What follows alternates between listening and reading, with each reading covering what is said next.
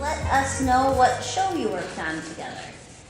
Oh In boy, what shows did we 2016. work on together? All of them? Well, let's see. Pretty much every show. The People versus Friar Laurence. Boom, That was the boom, big- boom. What was the subtitle? Both Christmas carols. The man The man who killed Killed- Romeo and Juliet. a terrible man. Yes. Terrible, yet holy That man. mean old Friar. Very nice. What was it like working with each other? I had a blast working with Dean. It was really the first time we got to work closely together, and I got to know him. I mean, we got to know each other a little bit on Christmas Carol from last year, but Yep. this was the first time we only had one minor role in that one. Together. Minor See what I did there? But on Oh this no, you one, guys shared the narrator That's role true. as well. Yes, a little bit. And like that whole Fezziwig thing, Oh yes, that was fun. you know? But with Oh, with, back to your back to Friar. yes, yes. Back to Friar. We digress. For me, it was just really getting to work with him at a deeper level than I had before, and getting to know the genius that is Dean. The genius. Stop The it. genius. I like that. We've just coined it now. The genius. Oh boy. I think I need a Tylenol. He's blushing now. Look at this. He's getting comfortable. Aww. But no, it was a lot of fun to just Genius musically Jay work. Griffiths, what was it like to work with Matthew? Well, I'm always Nightmares. drawn to fellow musicians anyway, and this guy is, he plays a mean guitar. It bites your fingers every now and then. It's brutal. Blood. Yeah. Yes. No, I enjoy just rapping with him. Rapping, I'm using the lingo of the young folks. That was like 20 years ago. Oh man, But now we got. I thought it was being radical. No, Gnarly, dude. no, I like talking with him about music and about English grammar. Yeah. And anything else that pops up. Everything else that pops up. And I especially enjoyed, can I use the term jam still? Oh, yeah. Is that Yes. still okay? For No? sure. Yes. I'm old enough, it's totally appropriate. Where he's on guitar and I'm on some electronic keyboard or piano, and we just go to town. We play anything that pops into our heads. I don't sing, of course, so that's all up to him. I've heard him sing. He can. He only says he can't. So Friar Laurence, what was it like doing a play done by the live playwright who was able to actually come see the show? What was that experience like? I was blown away. Me too. I was starstruck. I never heard of the guy before this play, but still, I was starstruck because for him to make that trip all the way from LA. Yeah, he's dual resident between Chicago and LA. Wow. But I was honestly, I was a little humbled, mildly intimidated when I read the liner notes and found out that in the first billing he played the character that I played. Mm-hmm. And so I'm like, okay, here's this guy who's got a nationwide play, and he's getting paid to do this regularly, and oh wow, I have his role. Oh, No pressure. none whatsoever. Yeah. But he was such a kind person. I've gotten to talk to him a couple of times since the play, and he's just a genuinely good guy. I had the warm fuzzies with the audience that was there the night he was there. Yeah. It was such a receptive, such I mean, it was a noisy audience. They loved it so much. There's so much laughter and clapping, and I'm glad that Ron West got to witness that, to see what his play had become, at least here in good old Antioch, Illinois. Which was the first time he had ever seen it when he wasn't in. Yeah. That's right. Yeah. So we were his maiden voyage, as it were. Oh my. And that was a lot of fun.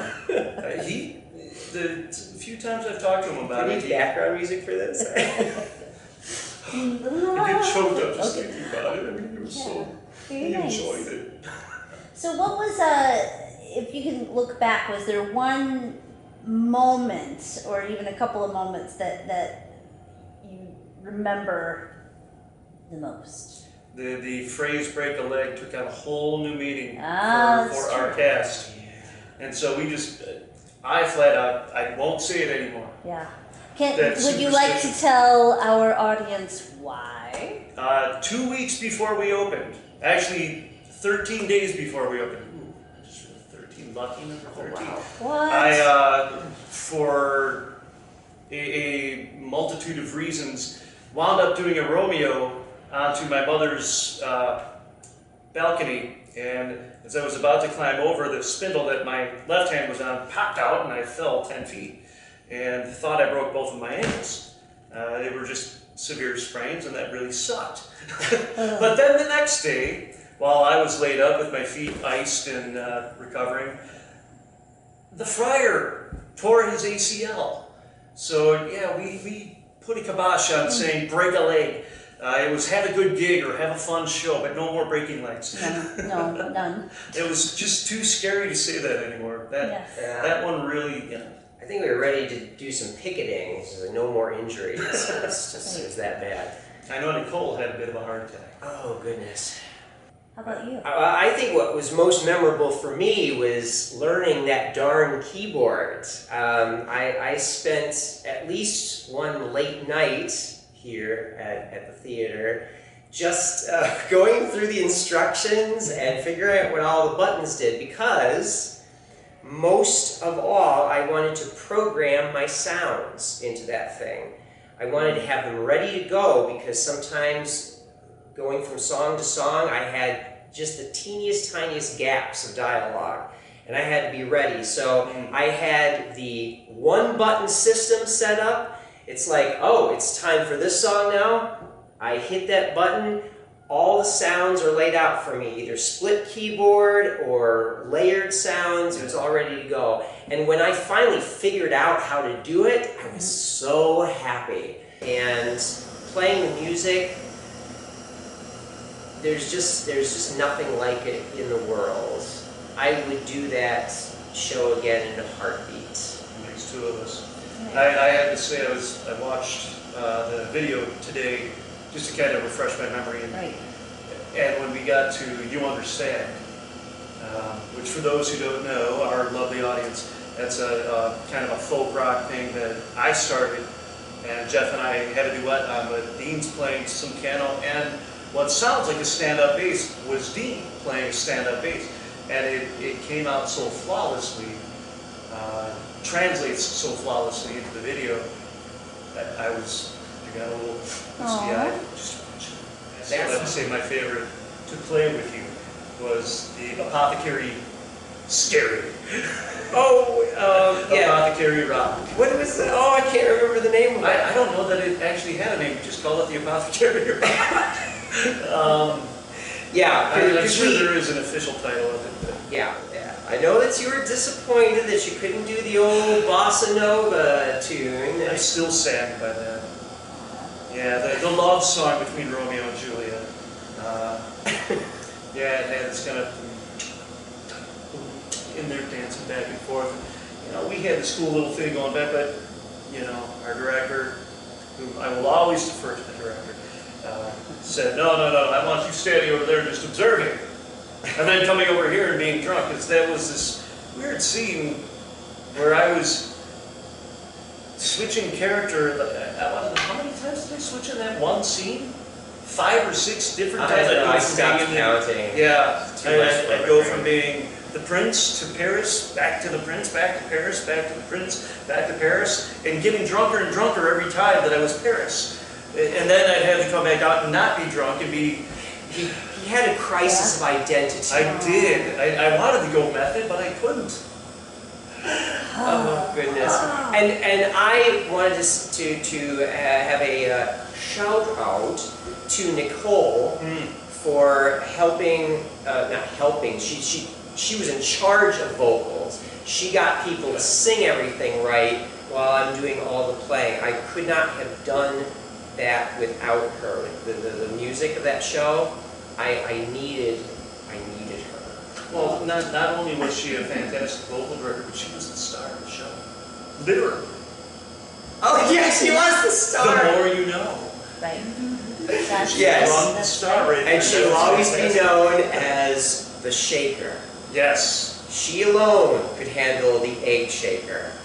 20 years from now, what do you hope to take away from People versus Friar Laurence? If you could remember or hope to remember one moment or even just an overall experience.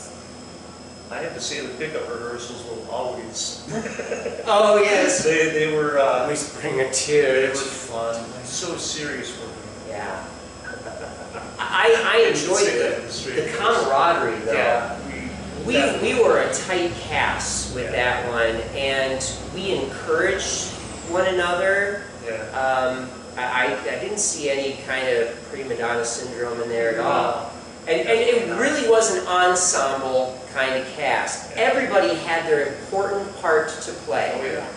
I hope that that show, and I know it's not the only one that does it, sets an example for subsequent casts to really consider the teamwork mentality. Yeah. Don't try to see yourself as the one holding everything together. I need the spotlight, blah, blah, blah. None of that nonsense. Everybody has a contribution to make, otherwise they wouldn't have a role in the show. A playwright does these things for a reason. So I hope that we helped to set that example, that we work together. Yeah. And honestly, I would say, even though I don't see everybody very often, when I do, it's like a family reunion. Yeah. A good family reunion, not the kind of everybody's the fun kind of family reunions. Yeah. If you could wish anything for PM&L, the PM&L family organization for 2017, what would it be? To continue on with what they're doing. I mean, every show has been, this year in particular, a pretty strong show. And we ended last season with some really strong shows. And it's just continued into this year. And I'd like to see that just continue and grow. To see new faces coming in to watch. That is one thing I think was different with Friar Laurence from the previous shows that I had been in. I would see the same people in every show afterwards. With Friar Laurence, it was different people. I would like to see new people come in too. Not that I'm tired of the old ones, mind you, but sure. I love that we have such a great mix. I want to see what talent is still out there. I want to have them drawn to this place. I don't know about previous seasons. Last season was my first season here. But that, I believe, was the newest, most contemporary play that was done last year. And from what I've heard, the most contemporary play that's been done in a while. But I would love to see more contemporary things done that are doable in a smaller theater group like what we are. That was a bit of a risky play. Oh, come on, Romeo and Juliet itself. Let's see, two teenagers meet each other, and in 15 minutes they have sex and then go kill people. That's pretty darn The schools cut out a lot of raunchy stuff. And I think that is probably my favorite thing about this play, is that they didn't gloss over it. They looked it square in the face and said, here's what happened. This is what he wrote. And the first time we read through the script, I think we couldn't even get through it without laughing. The absurdity and yet the truth. And I think that's what made it so funny. My gosh, it had God playing a trumpet. Why not? Why not? Why not? Who admitted he once came down as Tom Houseman. Yes. Tie the whole room together. That's right. Exactly. Yes. Well, thank you guys. I think this is perfect. Thank you. Perfect. Thank you for having us. Of course, thank you. It will be. Should we have talked all, Elizabethan? Okay, are we ready? Is it recording? Me and Dean and talking. Yeah, we're ready. It's already Okay, excellent. What do you need? By that. Say yes. Are we done? I Yep. think that's it.